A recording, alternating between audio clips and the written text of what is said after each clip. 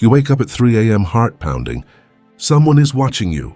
You check the locks, scan the darkness outside your window but find nothing. Still, the feeling persists. Someone somewhere wants to destroy you. This isn't paranoia. This is human nature. Throughout history, we've been haunted by enemies. The witch in the village, the communist next door, the terrorist across the ocean, the rival at work who smiles too widely.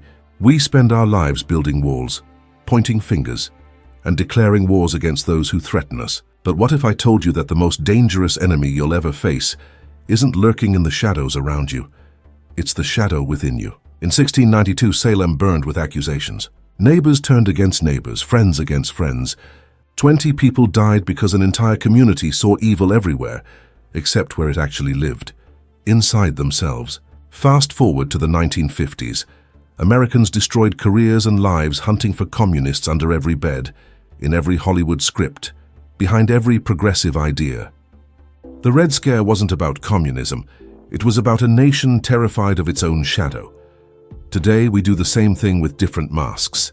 Social media mobs form overnight, hunting for the next person to destroy. Political tribes treat opponents not as fellow humans with different views, but as existential threats to civilization itself. Cancel culture and conspiracy theories flourish because we desperately need someone to blame, someone to hate, someone to carry the darkness we refuse to acknowledge in ourselves. Carl Jung, the Swiss psychiatrist who peered deeper into the human psyche than perhaps anyone before or since, had a radical theory. Most of our enemies aren't real. They're projections of what we fear most about ourselves. He called it the shadow, the part of us we bury so deep that we forget it exists, until it emerges disguised as hatred for others. Everyone carries a shadow, Jung wrote, and the less it is embodied in the individual's conscious life, the blacker and denser it is. But here's the revolutionary part. Jung claimed that when you finally turn around and confront this shadow, when you face the darkness within yourself, your enemies begin to disappear. Not because they were never there, but because they were never really your enemies at all. They were mirrors. But what exactly is this shadow that follows us through life like a silent stalker? Jung discovered that every human being is essentially two people living in one body. There's the person you present to the world, polite, moral, socially acceptable. Jung called this the persona, your mask. But behind that mask lives another being entirely. This is your shadow, every impulse you've suppressed, every desire you've denied, every aspect of yourself that you've deemed too dark, too ugly, or too dangerous to acknowledge. Think of it this way. Imagine a monster locked behind a door in the basement of your mind. You've thrown away the key, convinced yourself the door doesn't exist. You've become so good at forgetting what's down there that you genuinely believe you're the person upstairs, kind, rational, civilized. But the monster hasn't disappeared. It's been growing stronger, hungrier, more desperate to escape. This isn't some mystical concept Jung invented from thin air. He observed it everywhere, from his patient's dreams to the great literature that has haunted humanity for millennia. Look at Dr. Jekyll and Mr. Hyde. Stevenson's masterpiece wasn't fiction. It was psychology disguised as horror. Jekyll desperately tried to separate his good self from his evil impulses, only to discover that the more he denied Hyde, the more powerful Hyde became. The ancient Greeks understood this. Their tragedies weren't entertainment. They were warnings about what happens when humans refuse to acknowledge their darker nature. Oedipus, so determined to avoid his fate, runs straight into it. The harder he fights his shadow, the more it controls him. Even the Bible grasped this truth in the story of Cain and Abel. Two brothers, one accepted by God, one rejected. But here's what most miss.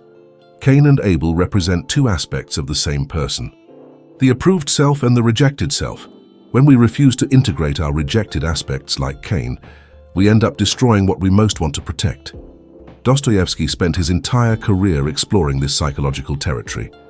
In Notes from Underground, his unnamed narrator embodies pure shadow, all the resentment, spite, and self-loathing that civilized people pretend they don't possess. The character is horrifying not because he's alien, but because he's familiar. He's the voice in your head at 2 a.m. that whispers all the thoughts you'd never dare speak aloud.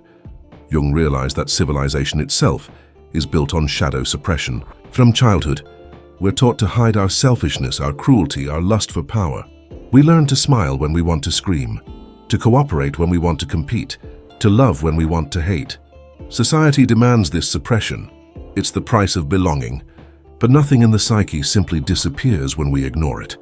It goes underground where it festers and mutates, waiting for the perfect moment to emerge. The shadow contains everything you've been taught to despise about human nature. But here's the terrifying truth. It also contains your greatest potential for creativity, passion, and authentic power. By rejecting it completely, you don't become good. You become half alive. The shadow refuses to stay buried. Like radioactive waste, it leaks. And when it does, something extraordinary happens.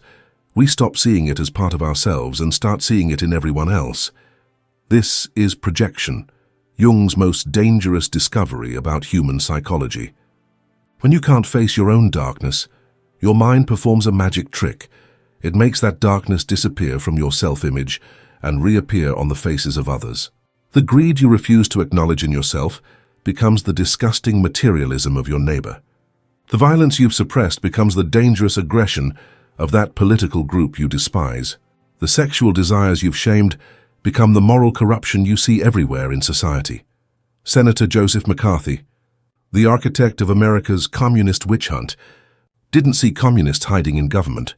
He saw his own authoritarian impulses reflected at him through a distorted mirror. His crusade against communist totalitarianism became its own form of totalitarianism because the shadow he was fighting lived inside him, not in the people he destroyed. Consider the psychology of road rage. A mild-mannered accountant who hasn't raised his voice in years suddenly becomes a screaming psychopath because someone cut him off in traffic. That stranger didn't create his rage.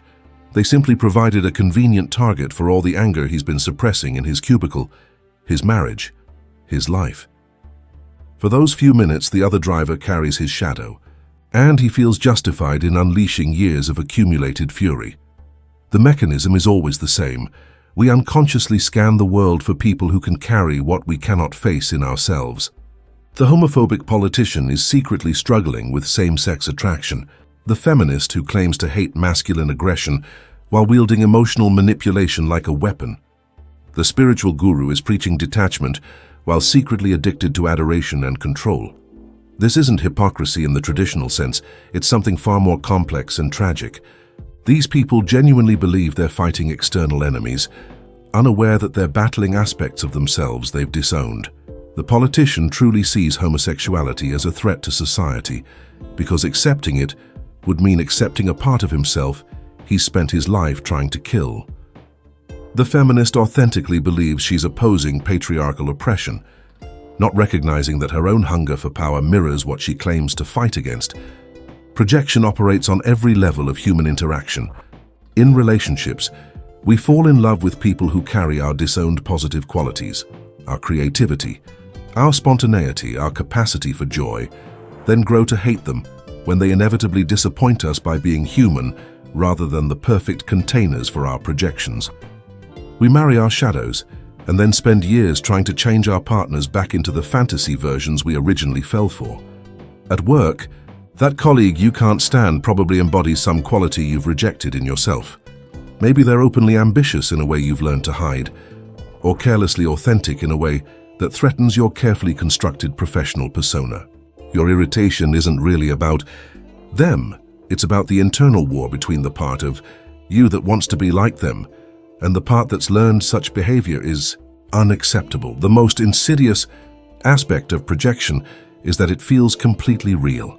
When you're convinced that your ex-partner is a narcissist, your political opponents are evil, or that group over there is destroying civilization, you're not lying or manufacturing fake outrage. You genuinely perceive these threats because your shadow has temporarily taken residence in them.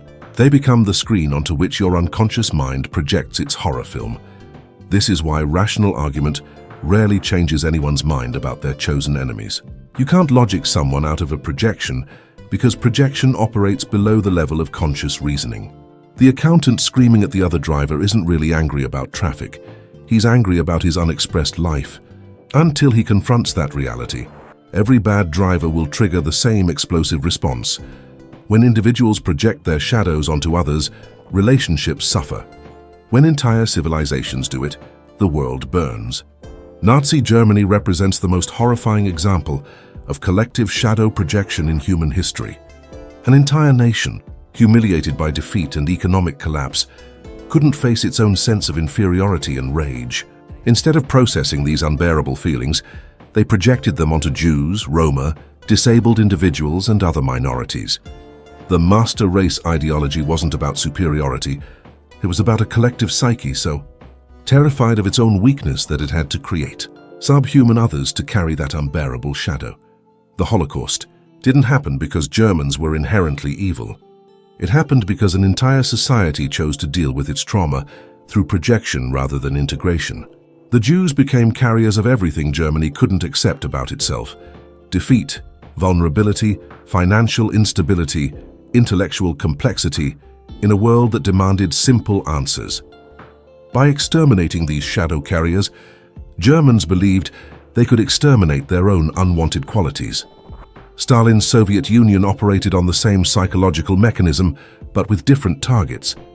The constant hunt for enemies of the people, the show trials, the paranoid purges, these weren't really about protecting communism from threats. They were about a society that couldn't face its own corruption, brutality, and failure. Every inner-party official who disappeared carried the collective shadow of Soviet inadequacy. Every kulak liquidated took with him the guilt of a revolution that had devoured its own children. The Salem witch trials followed an identical pattern on a smaller scale. A Puritan community, terrified of its own repressed sexuality, spiritual doubts, and social tensions, found relief by projecting these unbearable aspects onto vulnerable women. The accusations weren't about witchcraft. They were about a society using projection to purge itself of everything it couldn't consciously acknowledge. The women who died carried the community's shadow to their graves. This pattern repeats throughout history with mechanical precision. During the Spanish Inquisition, the Catholic Church projected its own spiritual emptiness and corruption onto heretics and conversos. The Crusades allowed medieval Europe to project its violence and greed onto Muslims while convincing itself it was serving God. The Cultural Revolution in China let an entire society project its confusion and rage onto intellectuals and class enemies. What makes these historical tragedies so terrifying isn't their scale, but their psychological inevitability. When a civilization refuses to integrate its shadow, that shadow doesn't disappear. It accumulates like toxic waste until it reaches critical mass. Then it explodes outward, seeking targets that can carry what the society cannot face about itself. Consider how this operates in modern America. The nation that built its identity on freedom and equality simultaneously practiced slavery and genocide. Rather than integrating this massive historical shadow, American society has spent centuries projecting it, sometimes onto external enemies, communists, terrorists, foreign powers that supposedly threaten American values, sometimes onto internal others, racial minorities who allegedly embody the violence and moral failure that white America cannot acknowledge in its own foundation. The witch hunt mentality never really disappears from human societies because the psychological need for shadow projection never disappears. It just changes costumes. Yesterday's communist becomes today's terrorist, becomes tomorrow's pandemic denier, and becomes next year's climate extremist. The faces change, but the function remains identical, providing a target for collective shadows that societies lack the courage to confront directly. Civilizations that learn to integrate their shadows create genuine progress. Those that don't eventually destroy themselves through projection, because you cannot build a sustainable future on the foundation of denied reality. The shadows always return, often in forms more destructive than if they had been acknowledged from the beginning. The most chilling aspect of collective projection is how normal it feels to participants.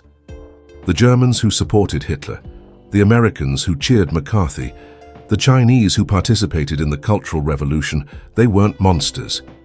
They were ordinary people, experiencing the psychological relief that comes from finally having someone else carry their unbearable shadows. Evil doesn't usually announce itself as evil. It appears as righteousness, as a necessary defense against threatening others, as the painful but required action that good people must take against the forces of darkness. But enough about civilizations and history. Let's talk about you. Right now, as you hear these words, there's someone in your life you can't stand. Maybe it's your boss who micromanages everything, your neighbor who plays music too loud, your ex who destroyed your relationship, or that political figure who represents everything wrong with society. When you think about this person, you feel completely justified in your dislike. They really are that annoying, that selfish, that dangerous to everything you value. What if I told you that person is your teacher, and the lesson they're here to give you is about the parts of yourself you've spent your life running from? Jung discovered that the qualities we most despise in others are usually the qualities we most fear in ourselves. The colleague whose ambition disgusts you. Look closely at your own relationship with power. The friend whose neediness drives you crazy. Examine how desperately you need approval while pretending you don't. The family member whose anger terrifies you. Notice the rage you've buried so deep, you've convinced yourself you're incapable of violence. This isn't some new age nonsense about we're all connected. This is a harsh psychological reality. Your mind is constantly scanning the environment for people who can carry the aspects of yourself you cannot consciously accept. When you find them, you experience relief. Finally, someone else embodies the greed, the weakness, the cruelty that you've worked so hard to eliminate from your self-image. The shadow appears in dreams as the threatening figure chasing you through dark corridors. It emerges in Freudian slips when you accidentally say what you really think. It manifests in the inexplicable irritation you feel towards certain people who haven't actually done anything wrong. It shows up in your addictions, the substances, behaviors, or relationships you use to avoid feeling what you don't want to feel. Consider Sarah, a successful therapist who prides herself on helping others and maintaining emotional balance. She despises her sister Lisa, whom she sees as selfish, dramatic, and attention-seeking. Every family gathering becomes a minefield because Lisa's presence triggers uncontrollable irritation in Sarah. What Sarah cannot see is that Lisa embodies all the emotional spontaneity and self-focus that Sarah sacrificed to become the good daughter. Lisa carries Sarah's shadow, the part that wants to be the center of attention, to express feelings without filtering them through concern for others, to prioritize her own needs without guilt. Or take Marcus, a spiritual seeker who meditates daily and speaks constantly about love and compassion. He finds himself inexplicably enraged by toxic masculinity and aggressive men. What Marcus hasn't recognized is that his spiritual persona was built by rejecting his own masculine assertiveness. Those angry men he despises carry his disowned strength, his capacity for healthy aggression, his ability to set boundaries without apologizing. His rage at them is really rage at the parts of himself he's spiritually bypassed. The shadow doesn't just contain negative qualities, it often holds our greatest gifts. The people whose confidence intimidates you might be carrying your disowned power. The individuals whose creativity you dismiss as self-indulgent might be holding your abandoned artistic impulses. The person whose success you rationalize away might embody the ambitious drive you've learned to suppress. Jung insisted that shadow work isn't about destroying these unwanted aspects of yourself. That's impossible and dangerous. Trying to kill your shadow is like trying to amputate your own left arm. Instead, the goal is integration, acknowledging that yes, you do contain capacity for greed, violence, selfishness, and manipulation, and that denying these capacities doesn't make you good. It makes you unconscious, and therefore more likely to act them out in destructive ways. When you can honestly say, I see that person's arrogance, and I recognize that same capacity in myself, something remarkable happens. The charge disappears. They stop being an enemy and become simply another flawed human being, struggling with the same fundamental challenges you face. The projection dissolves because you're no longer using them as a container for what you cannot accept about yourself. This is perhaps the most difficult work a human being can do, because it requires abandoning the comfortable story that divides the world into good people like yourself and bad people like them. It demands that you take back your power by also taking back your shadow, accepting that you are capable of both profound love and devastating cruelty. Often within the same day, sometimes within the same conversation, and then something miraculous happens. The moment you stop running from your shadow, and turn to face it directly, your external world begins to shift in ways that seem almost supernatural. The colleague who triggered daily rage suddenly becomes tolerable, even insightful. The political figure you despise transforms from a monster into a flawed human being worthy of compassion rather than hatred. The ex-partner who ruined your life reveals themselves as someone who simply couldn't carry your projections anymore. This isn't positive thinking or spiritual bypassing. This is the natural result of withdrawing your projections and integrating your shadow. When you stop using other people as containers for your disowned aspects, they stop appearing as enemies and start appearing as fellow travelers on the difficult journey of being human. Jung called this process individuation, becoming a complete individual rather than a fragment of a person, masquerading as the whole. It's the most challenging psychological work you can undertake because it requires abandoning the comfortable illusion that your problems are caused by other people's failures rather than your own. Unconsciousness. Take the story of James, a veteran who returned from Afghanistan consumed with hatred for his former enemies. For years, the Taliban represented pure evil to him, everything twisted and brutal about humanity. Through therapy, James began to recognize that his rage toward the enemy was partly about his own capacity for violence, which had been awakened and then suppressed during combat. As he integrated his shadow, accepting that he too was capable of brutality under certain circumstances, his hatred for his former enemies began to transform into something more complex. Not approval or agreement, but a recognition of shared human fallibility. The Taliban fighters stopped being monsters and became what they had always been. Young men caught in impossible circumstances, making choices from their own trauma and conditioning. This shift didn't make James weak or morally relativistic. If anything, it made him stronger because his responses were no longer driven by unconscious projection, but by conscious choice. He could still oppose their actions while recognizing their humanity. The enemy had vanished, not because they ceased to exist, but because they were no longer carrying his shadow. Consider Maria, who spent years in bitter conflict with her mother-in-law. Elena seemed controlling, manipulative, and judgmental. Everything Maria despised about toxic relationships, their interactions were warfare disguised as family dinners. Through shadow work, Maria discovered that Elena embodied her own disowned assertiveness and boundary-setting abilities. Maria had learned to be nice at all costs, suppressing her natural capacity to influence others and stand up for herself. Elena carried that shadow for her.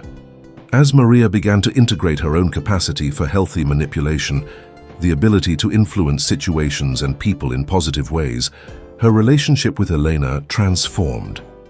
Elena didn't change, but Maria stopped needing her to be the villain. The projection dissolved, and with it the enemy disappeared. The process works in romantic relationships too. We often fall in love with people who carry our positive shadows, our disowned creativity, spontaneity, or confidence. Then we grow frustrated when they inevitably reveal their human limitations. But when we reclaim those positive projections and begin developing those qualities in ourselves, our partners stop being responsible for our happiness. They become companions rather than saviors or villains. Integration doesn't mean becoming someone who never gets angry or never experiences conflict. It means becoming someone whose responses arise from consciousness rather than unconscious projection. When you know your own capacity for cruelty, you're less likely to act it out unconsciously. When you accept your own need for attention, you're less likely to manipulate others to get it. When you acknowledge your own potential for selfishness, you're more likely to make genuinely generous choices. This is why Jung insisted that shadow work is not just personal therapy, it's essential for the survival of civilization. A person who has integrated their shadow doesn't need enemies to feel good about themselves. They don't require someone else to carry their darkness. They become capable of a genuine relationship rather than a projection-based conflict. The enemy vanishes because the enemy was never really external. It was always an aspect of yourself that you couldn't face directly. So you cast it onto others and fought it there. When you withdraw the projection and integrate the shadow, you realize that you were never really fighting them. You were fighting yourself. And once you stop fighting yourself, the war with the world begins to end. If Jung were alive today, he would be simultaneously fascinated and horrified by our digital world. We've created the most sophisticated shadow projection system in human history, a technological infrastructure specifically designed to find and amplify our enemies. Social media algorithms don't show you content that might challenge your worldview or encourage self-reflection. They show you content that confirms your existing beliefs and inflames your emotions. The algorithm has learned that nothing keeps users engaged like righteous anger, and nothing generates righteous anger like finding new people to hate. Your social media feed is essentially a shadow projection machine, constantly serving up fresh targets for your disowned darkness. Consider how Twitter mobs form and dissolve. A public figure makes a statement that triggers collective shadow projections. Within hours, thousands of people who have never met this person are convinced they represent everything wrong with society. The mob isn't really angry about the specific statement. They're angry about their own unexpressed rage, frustration, and sense of powerlessness. The public figure becomes a convenient container for shadows that have nothing to do with them personally. Political polarization operates on the same mechanism, but with industrial efficiency. Republicans don't just disagree with Democratic policies. Democrats embody everything weak, corrupt, and dangerous about human nature. Democrats don't just oppose Republican positions. Republicans represent everything greedy, ignorant, and cruel about humanity. Neither side can acknowledge their own capacity for the qualities they despise in the other. So political discourse becomes shadow projection rather than genuine debate about policy differences. The media ecosystem profits from this psychological dynamic. News channels don't just report information, they provide daily targets for shadow projection. Fox News offers liberals someone to hate. MSNBC gives conservatives someone to despise. CNN provides everyone with fresh enemies depending on the news cycle. The business model depends on keeping audiences emotionally activated by feeding them carefully curated villains. Cable news has essentially weaponized Jung's discoveries about projection. Producers intuitively understand that viewers don't want balanced information. They want confirmation that their enemies really are as terrible as they imagine. Each network provides its audience with a carefully crafted version of reality where their shadows are consistently projected onto the opposing political tribe. Online cancel culture represents shadow projection accelerated to internet speed. Someone violates contemporary moral standards, and suddenly, thousands of people who have never acted with perfect moral consistency throughout their lives become convinced that this person embodies pure evil. The collective shadow of moral failure, hypocrisy, and unconscious prejudice gets projected onto the chosen target. The mob feels righteous in destroying them because they're not really destroying a person. They're trying to destroy the parts of themselves they cannot face. Conspiracy theories thrive in this environment because they provide elaborate explanations for why external enemies are responsible for internal psychological states. QAnon didn't gain followers because of compelling evidence. It gained followers because it offered a way to project collective anxiety, powerlessness, and moral confusion onto a clearly defined enemy. The conspiracy becomes a sophisticated shadow projection system where all of society's problems can be blamed on a hidden cabal rather than acknowledged as the inevitable result of human complexity and moral ambiguity. Dating apps have gamified romantic projection. We swipe through endless faces, looking for someone who appears to embody our positive shadows, our disowned attractiveness, confidence, or social status. When they inevitably reveal themselves as flawed humans rather than perfect projection screens, we swipe to the next potential savior or enemy. Even wellness culture has become infected with shadow projection. Spiritual communities often develop elaborate hierarchies of enlightenment that allow members to project their own spiritual materialism and ego drives onto those deemed less conscious.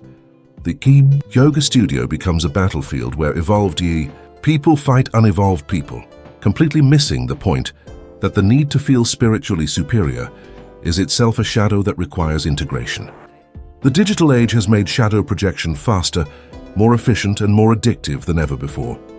We can find someone to hate within seconds, gather thousands of like-minded haters within hours, and destroy lives within days, all while convinced we're fighting for justice, truth, or the greater good.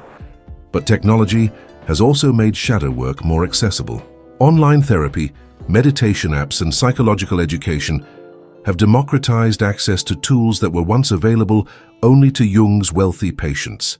The same internet that amplifies projection also offers unprecedented opportunities for self-awareness and integration. The question isn't whether we can eliminate shadow projection from digital culture. We can't.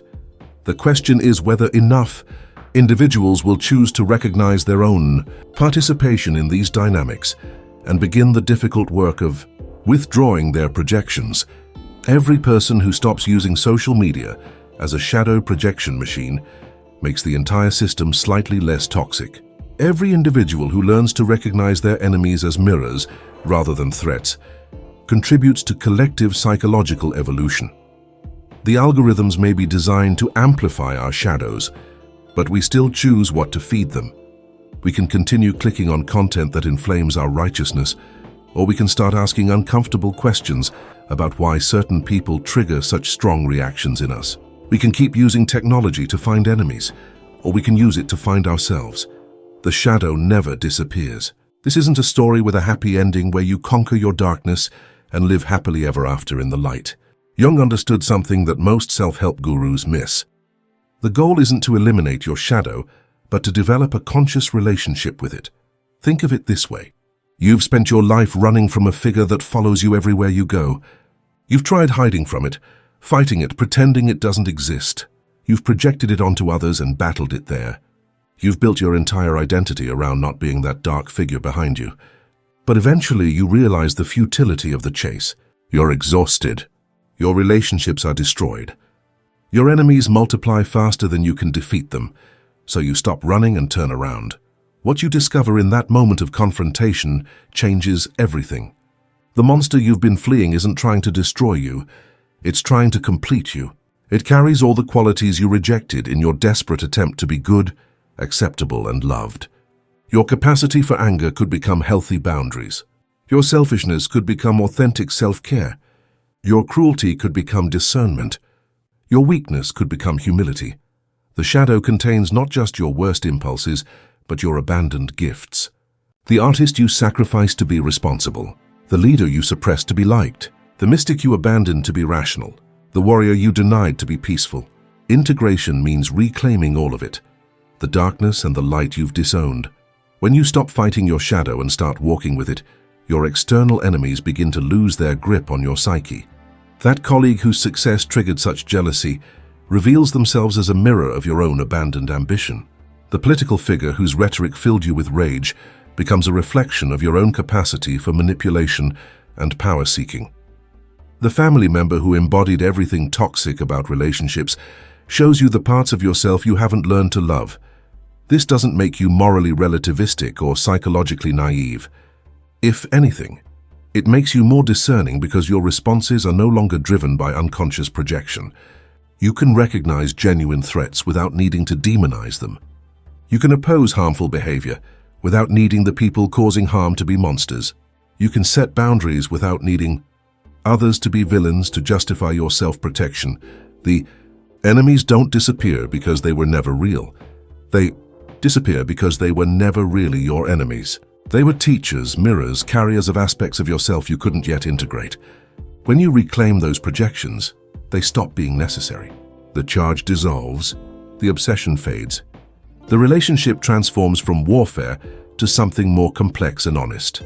This is individuation, becoming a whole person rather than a fragment masquerading as complete. It's the most difficult journey you can undertake because it requires abandoning the comfortable story that divides the world into good people like you and bad people like them. It demands that you accept your full humanity, your capacity for both love and hatred, creation and destruction, wisdom and foolishness. But here's what Jung discovered that makes this terrifying journey worthwhile. The person who has integrated their shadow becomes genuinely powerful. Not the false power that comes from projecting weakness onto others, but the authentic power that emerges when you stop fighting yourself and start channeling your full psychological energy toward conscious choice. The darkest figure following you through life isn't your enemy. It's your unrecognized ally. waiting patiently for you to turn around and acknowledge its existence. It carries your unlived life, your disowned strength, your abandoned creativity. It holds the keys to becoming the person you were meant to be before you learn to be the person others wanted you to become.